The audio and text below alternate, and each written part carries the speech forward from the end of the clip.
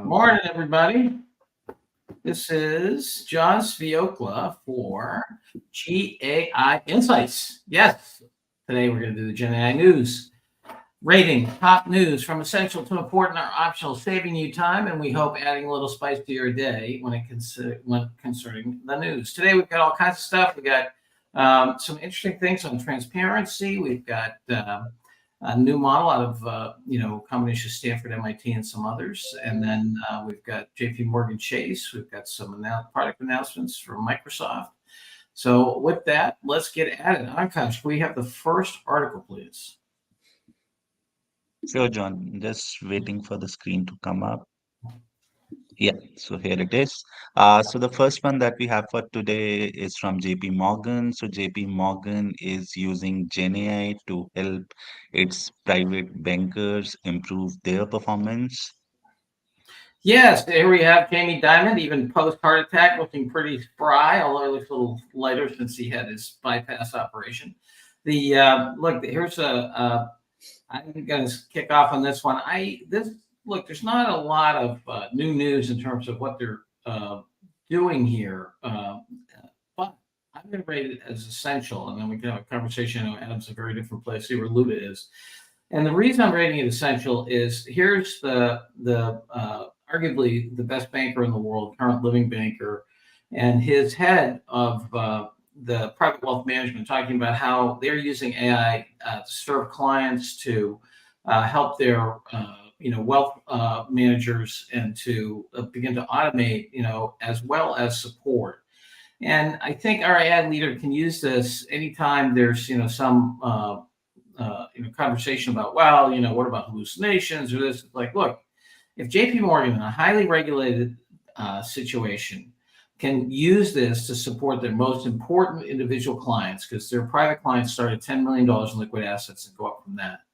If they can figure it out and they can do it in a way that's regulatory compliant and not risking those relationships, I think anybody can figure it out. So anyway, that's why I'm rating it essential. It's a great case study in support of our AI leader trying to push forward with progress. But it can be debated. So Adam, what do you think? Yeah, John, as you said, we discussed this just before we hopped on here, and I agree. It's big news in terms of who it is that's doing it, but it doesn't get into much detail about how they did it, other than that they partnered with OpenAI to make one of the chatbots. They're using the term Copilot, which makes me wonder if they aren't working with Microsoft and Azure as well. But it was just some of the more common use cases for large language models within an enterprise. I didn't find much that was really new or innovative about the article. I had given it an optional for that reason, but you made some good points, and I could certainly sit with an important rating for that reason. All right, Luda, where are you? So I thought it's certainly a use case. Certainly JP Morgan has notoriety. I liked about this article two things. One, it highlights that you should not actually be a techie to run these efforts. And in fact, it's better that you're not. So it's all about process reengineering all days and making sure you focus on this, on automating these gaps in the processes and providing information that is hard to find. And so note that the person who was asked to lead this is not a techie, and she has advisors as people in her group looking at each piece of the process to help the advisors.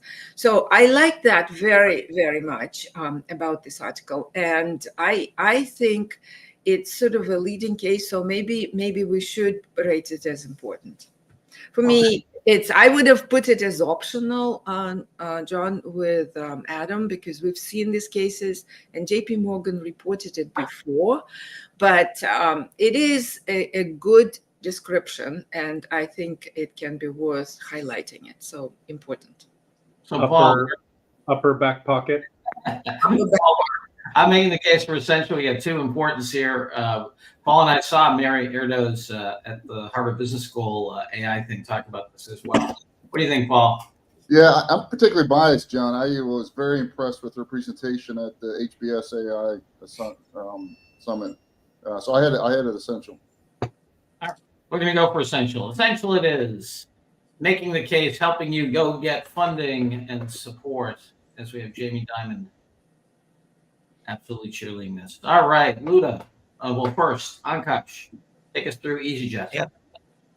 So the next one comes from EasyJet. So EasyJet has launched a tool called Jetstream, which is a Gen AI tool, and it helps them solve issues related to pilots and crews on the ground. It also helps them in managing the scheduling of these crew members. All right, AI for use. I wasn't sure it was Gen AI here. What do you think, Luda? Yeah, I rated it as optional. However, the same case can be made for essential. So it's another use case. It's in a very tricky space, right? If you make a mistake in preventive maintenance, that's one of the areas they're focused on. It can be very bad. So it's a good application. They are using it quite broadly and deeply. So I rate it as optional because we see them, but it can be made essential. Now, what are we going to say here? No, I don't think. Look, the criteria of EasyJet is not seen as the leading, organization, in their industry, and I'm not even sure there's generative AI in here. I think it's straight up AI just for doing, optimization. So I rate it as optional as well. Where are you, Adam, on this? Yeah, I had it as optional. It's a very short article. It's a very light article. There wasn't much takeaway in terms of what they actually did, and it's really poorly written. I got a little confused because it starts talking about, it speaks in the past tense about how they would, what they would do and what they did, but it sounds like it's talking about what they're doing. I was confused and didn't really get much from it. It was very unimpressive for me. Good news, it was written by a human because no robot would be seen writing something so bad. Paul, you gonna pull this out of optional, or we're moving on? Optional, move on. All right, Akash, next. Okay, the next one comes from Google Cloud's consulting team. So they have launched a new offering in Gen AI Ops to help with enterprise AI deployments. All right, we got Gen AI Ops is coming up. It's coming up more and more as we go through this. Adam, what do you think? So I rated this article as important, more so that it illustrates a lot of the elements of generative AI ops, more so than specifically that Google Cloud has consulting now that's doing this. Yes. If it were just an announcement that Google Cloud were doing generative AI ops, I would have given it an optional. But I actually asked the robots to list, and it actually goes into detail about prompt engineering, design and optimization, performance and system evaluation, model optimization, continuous tuning, monitoring and observability, business integration and testing, training and skill development. So in many ways, it's a playbook of the different parts of generative AI ops that our leaders need to be considering. So it definitely bumped it up to an important article for me because it had a lot of good information in it. Yes, no, I think that's convincing. I had it as optional first, but I agree with you. So, Luda, Paul, where do you guys land? Well, I let you go first. I only skimmed the first half. I didn't see any customers. I'm on the Barney optional. We don't give out prizes for announcing intention without customers. So I agree with Adam. It's a really important category. I know Ankaj and Julio and our team are doing some research in this area, but I had this as optional. Yeah, I also put it as optional, Adam, not because it doesn't list any customers or the like. I think they're helping themselves to get AI out there, and that's a vendor announcement essentially, and it's one of the very, very many that are out there trying to help enterprises get their arms around it. So I applaud them, but at the moment, for me, it's optional. Yeah, Michael Novak notes it's got a cool graphic down below. Ankash, could you scroll down a little? There we go. Keep going. I didn't see that. I didn't either. I didn't either. Yeah. Might have been an earlier. Maybe I'm. Maybe it's a different. Yeah. All right, we're going to put this baby as optional. What's the John? Before you head on, Ankash, I know you're doing some research in the area. Do you have strong feelings on how to rate this? Yep. So Paul, as Adam mentioned, this is really important for an executive to understand the whole LLM ops value chain. So I think we can maybe go with important just for that aspect. All right, we'll go for important. Important it is. Okay. Yeah, Ankash has my back. Nice one. Ready. Okie dokie. Okay. Next. Yep. The Foundation Model Transparency Index. Adam, I put you on this one as well. What do you? Oh, sorry. Go ahead, Ankash. Oh, yeah, lead us Sure, Adam, go ahead. No, go. No, Ankash, lead us in. Thanks. Listen. Yeah. So this one from Stanford, the Foundation Model Transparency Index. So this is an update from the one that was done in October 2023, and there are some good improvements. So if you see, the mean score is 58 and the top score is 85 out of 100, and ServiceNow Star Coder tops the charts with 85% score. OpenAI is quite below in this ranking. Yes, and if you could scroll down a little more on in terms of the dimensions, the nice square graphic. Keep going down, I think, or maybe it's up. It's the one that has that one. Yes. Yeah, there's a couple of good charts in here. All right, so Yeah, AR. Yeah, thanks, mate. So I think it's definitely transparency is important. And I think they're doing a really good job of pushing the envelope and encouraging all of these leaders to bring their models forward and be transparent about all of these different dimensions of transparency. Yes. In some ways, it seemed a little jaded because they're saying, oh, everyone improved all of their scores, but 6 months ago, they didn't tell them what they were scoring on. They didn't give them an option to submit anything. And now they went to them and told them all to submit for all 100 criteria. So it should be no surprise that they all increased their transparency scores when they knew what they were being scored on and they were given an opportunity for the first time to actually submit the information. So yes. I think the transparency index is important. I think it's a good article, but it's sort of padding its own achievement in terms of sort of setting themselves up for success in that manner. So I just want to call that out. Sure. Michael Novak notes the foundation model isn't defined in the article, but what do you think here, Paul? Oh, super optional, double back pocket, lower deck. I don't know why the leader should be focused on solving a business problem, and only after that. And these things are still, I mean, did they mention customers that using this and get value out of this? This is speeds and feeds vendor scorecard games. I disagree, Paul, very much, because transparency in the model is an essential component of being able to use these models in production effectively. You need to see what's happening with these guys. They're a black box, and that's why a lot of people are very leery of using them. So the more transparency we have, the better. And if Stanford and the universities are picking up the baton to put the vendors' feet to the fire, even with sending them the 100 elements Adam ahead of time, I think that's fine. They will force OpenAI to come up with a ranking. They don't like being at the bottom, I'm sure. So I think it's important, if not essential. I was where Luda is. I was essential. I was at PwC when out of the UK office, which is the founding office of the firm, they came up with what they call TIMS, which is Total Impact Measurement and Management System, that looked at the impact of an organization on labor and environment and so forth. This, to me, is the most comprehensive model. I mean, look down the left-hand side here: data, labor, feedback, impact, usage policy, transparency. I just think that. I think this is, and let's not forget MIT is in here too, right? Our dear friends at MIT, it's not just Stanford.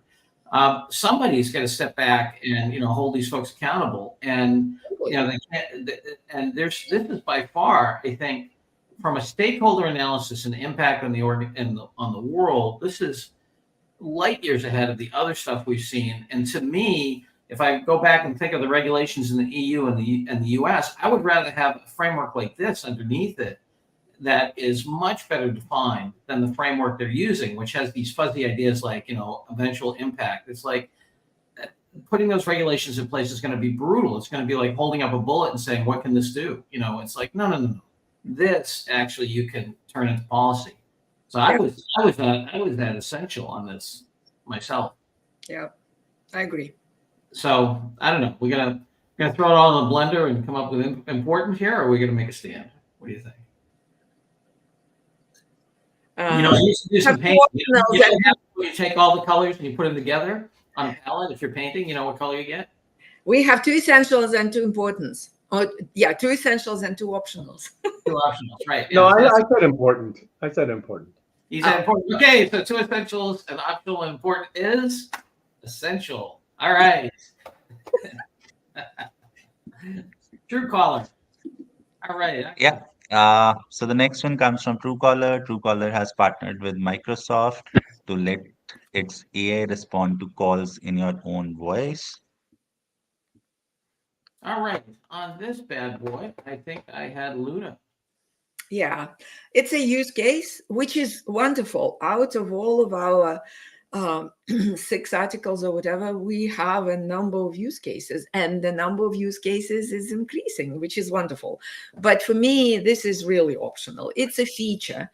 So I don't have this app. I went on their website to see what it does. It blocks spam, it blocks SMSs and the like. And now it has a feature that you can set it up to answer the calls in your own voice. Yeah, it's a use case. It's great, but for me, it's optional. What popped into mind for me is what are the state attorneys going to do? And to my second wife, I bequeath my voice. No, anyway, what do you think? Paul? Yeah, I'm with Luda. It's a novelty item, circus trick, important trend, but not important for our leaders. Adam? Yeah, agreed. I mean, as it mentions in the article, they are part of the early access, I guess, in some ways, to Azure AI Speech, which is the capability they're using to drive this. So they got access to a feature. They put it into their tool. Their tool already did all of these things. It couldn't just do it specifically with the user's customized voice.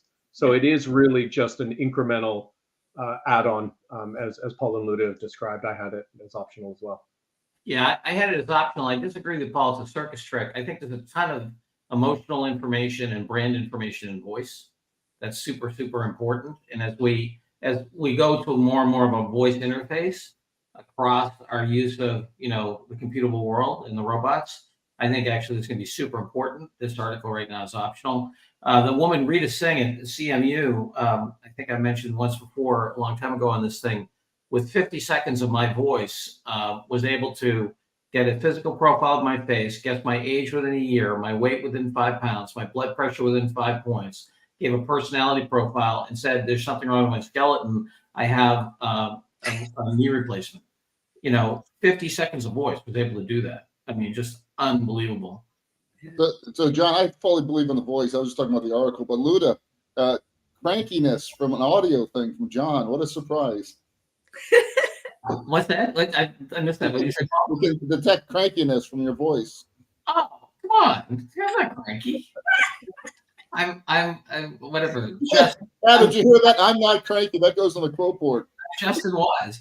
Anyway, all right, next. Oh, sorry. Next. Guide to AI agents. Okay, moving. Yeah. So this one is a guide to AI agents, and Brett Taylor is here.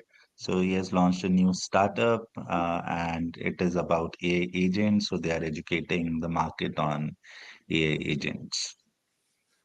All right. What do you think here, Paul?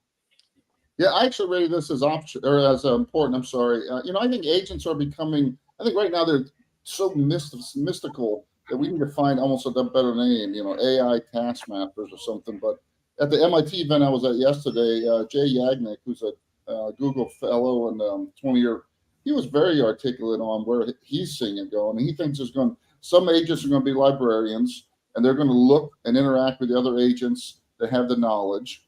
And, and that whole program is going to be changing from instruction to intentionality, where you're going to have a whole real runtime environment within the prompt. So this stuff's coming. It's very real. And I think it's important for the business leaders to start understanding the basics and the different types of agents. And to that end, I do important, which I think, Adam, your definition is read it on the weekend, which I think is a good one. Michael Novak saying, "Hey, how about we do a chatbot versus agent smackdown?" So it could be interesting. Paul, I thought this was a nothing burger. This is a product announcement. Man. Come on, what happened? There's no customers in here. All right, I'll jump in and defend Paul's thesis. As he was speaking, I was tempted to make a case for essential, but I think I'll reserve and keep it as important.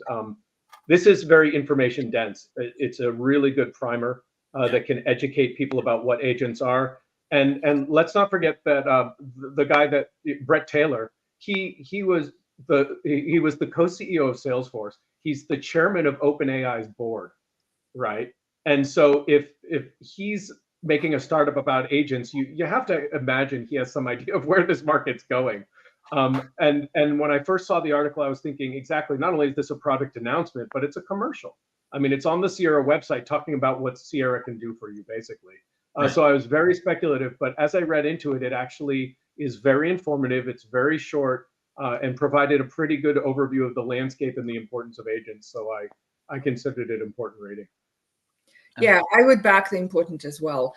If it wasn't a vendor product announcement, I would have gone for essential. What is happening is agents are going to take over, but it is a relive of software development 101, right? To put together a program, you have to call other programs, and the design of the top is just, well, let's call this, call that, and those call the other ones. It's a little tree, right? So now those sub calls are more powerful.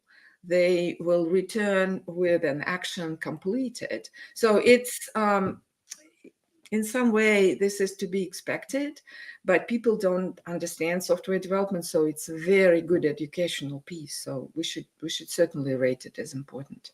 Yeah, Luda, I mean, I think of it as the object.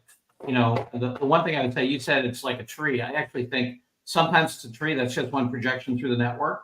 It's a network, right? And obviously a tree is a subset of a network. But yeah, no, I mean, when I was talking to Alan Kay about, when he invented objects, right? The idea was that you're sitting in a space, and that, those things have agency, and and they can replicate, and they can, it's just, I mean, Alan invented object-oriented programming because he's a mathematician and biologist, so he's looking at biology. Yeah, and that's a relief of that, but it is a much more powerful relief of that. So those things agents are objects, right? And so they can go, and it's a network, and it will become so. But what it will bring to us is clarity of what the overall program is going to do, right? Because if at the very succinct version of it, you just say, okay, it does three things: call, yeah. Right. Well, what's going to be interesting. Oh, sorry, John, I have just two more things I want to throw in the mix about this. One of them is I was looking more into Sierra, and they're a startup, but they already have partnerships with Weight Watchers, Sonos, and companies like SiriusXM Holdings. So they're definitely already in market, and these things are coming to life very quickly. The other thing I caught word of this week is that Microsoft announced new agent capabilities in their Copilot Studio for M365. So they're going from saying Copilot can be an assistant to Copilot can really take on more of an autonomous role. And that's in private preview as of this week also. So the agents are coming. It's important to pay attention to it. Yeah. And Ashish, I think, makes a really, really important point that the definition of agents is evolving, and that, right now everybody's throwing the term at it. But yes, I agree, Ashish, it's going to be interesting. I think the other thing is that what happened with, my I'm not a software engineer, but in looking at why did objects have such a hard time in certain things? And I think a lot of it had to do with both the definition, as you're saying, Ashish, and the nature of the environment, because the challenge with objects was a lot of times was security, right? A lot of the decentralized, ability to inherit, to replicate, and so forth, wasn't liked by enterprises because they couldn't figure a security architecture that could, have active agents that would increase their capability and so forth, without the downside of bad actors being able to get in them. So I believe that, agent development and security concepts and architectures are going to go hand in hand, just like they do in your body. I mean, why can this thing be decentralized? Because, this phenomenal security architecture all the way out, to every part of my body, right, from a biological standpoint. And, I think we're going to go there.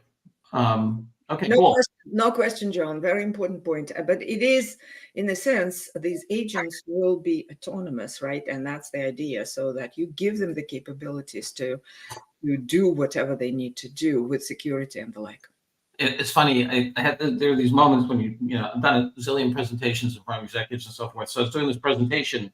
I was talking about, the decentralization of information, how eventually it's going to be more biological. We're going to be able to expand from small pieces and use logic locally. I said, it's almost like it's alive. And Ellen Kay was sitting like in the front table. And I don't know if you have these moments when you do presentations where all of a sudden you zoom in on somebody, and it's like he and I felt like we're this close. He looked at me, goes, "John, it is alive." Which was great. I mean, coming from anybody, but coming from him, it's like, holy Moses, you're right. Anyway, all right. Okay, Ankash, where are we? Oh. All right, so we, Lud and I conspired to get the false electors in our January 6th moment. We got JP Morgan into Essential airline. We have Google and foundation models and guide to AI agents as important, and Truecaller partners with airlines as optional. And the airline one, thank God for human beings, because that article obviously would never be written by a robot. Okay. Do we have any announcements for our folks? Yeah, a few announcements. Yeah, so there's no Gen AI news on Monday because of the holiday, but we do have our learning lab, 7 p.m. Eastern, 4 Pacific. The showcase is going to be Can You Hack an LLM to Return Your Own Content? Presentation by Julio, Rosemary, and Alden. Second, on Tuesday, we're going to be celebrating our 100th Gen AI news show. This is 99 today. So there's interesting experiments still rolling down the hill. So we're excited about that. Today, 99, it's Monday? Today's 99, and the 100th will be on Tuesday when we do the show again. Okay, gotcha. All right, wonderful. Well, thanks, everybody. Have a great Memorial Day weekend. Enjoy yourselves. And for those here in the U.S., and look forward to talking to you on Tuesday in our Century Show. Bye-bye now.